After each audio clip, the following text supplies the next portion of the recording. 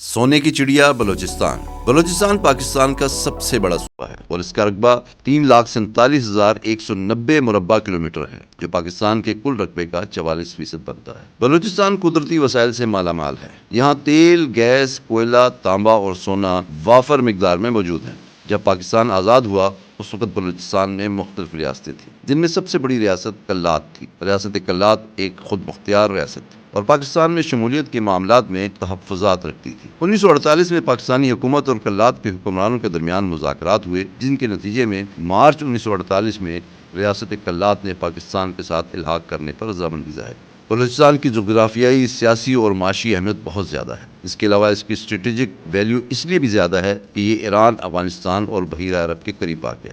برطانوی سامراج کو بلوچستان کی اہمیت کا اندازہ تھا، اس لیے اس دور میں انہوں نے وہاں ریلوے ٹریک بنایا تاکہ وہ افغانستان کے راستے وسط ایشیا تک رسائی حاصل کر سکیں اور روس کا مقابلہ کر سکیں۔ برطانوی حکمرانوں نے بلوچستان کو ایک دفاعی کڑی کے طور پر استعمال کیا تاکہ فوجی اور اقتصادی سرگرمیوں کو فروغ دیا جا سکے۔ بلوچستان کو سونے کی چڑیا بھی کہا جاتا ہے، جس کی وجہ اس کے بے پناہ قدرتی دولت اور وسائل ہیں۔ بلوچستان میں رکوڈک اور سینڈک کے علاقے سونے اور تانبے کی دولت سے مالا مال ہیں، جہاں سے نکلنے والا سونا اور تانبا عالمی معیار کا ہے۔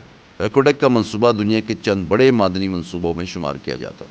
سوئی کے مقام پر پاکستان کا گیس کا سب سے بڑا ذخیرہ ہے۔ اس کے علاوہ تیل موجود ہے۔ پاکستانی حکومت بلوچستان میں تیل اور گیس کے مزید ذخائر بھی تلاش کر رہی ہے۔ گوادر بندرگاہ کا قیام بھی بلوچستان کی اہمیت کو بڑھاتا ہے۔ گوادر دنیا کے مصروف ترین بحری تجارتی راستوں کے قریب واقع ہے اور چین پاکستان اقتصادی راہداری سی پیک کا ایک اہم مرکز ہے۔ گوادر بندرگاہ کی ترقی سے پاکستان کو خطے میں معاشی اور تجارتی فوائد حاصل ہو سکتے ہیں۔ بلوچستان سیاحت کے اعتبار سے بھی بہت خوبصورت ہے۔ یہاں کے ساحل، پہاڑ اور قدرتی مقامات سیاحت کے لیے پرکشش ہیں۔ لیکن اس سونے کی چڑیا کے باسی حکمرانوں سے اکثر نالاں رہتے ہیں۔ ان سے جب پوچھا جاتا ہے تو وہ کہتے ہیں کہ بلوچستان میں تعلیم اور صحت کی سہولیات نہ ہونے کے برابر ہیں۔ روزگار کے مواقع انتہائی کم ہیں۔ روزگار نہ ہونے کی وجہ سے لوگ یا تو نقل مکانی کرنے پر مجبور ہیں یا انتہائی غربت کی زندگی گزار رہے ہیں۔ بلوچستان کی علیحدگی پسند تحریکوں نے یہاں کے ترقیاتی کاموں کو کافی نقصان پہنچایا ہے، جس کی وجہ سے عام عوام شدید متاثر ہو رہی ہے۔ اس کے علاوہ وہاں کے لوگوں کا خیال ہے کہ ان کی نمائندگی اور سیاسی حقوق کو مناسب اہمیت نہیں دی گئی۔